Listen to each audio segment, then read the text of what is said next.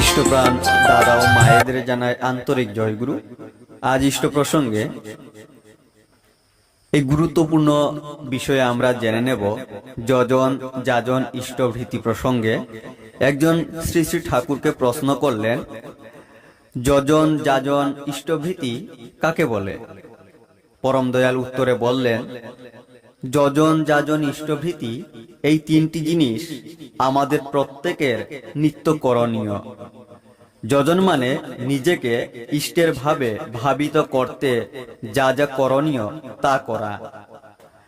যাজন মানে সেবা, সাহায্য, সাহচর্য ও ইষ্ট প্রসঙ্গের ভিতর দিয়ে ইষ্টকে পারিপার্শ্বিকের মধ্যে চারিয়ে দেওয়া ও প্রতিষ্ঠা করা।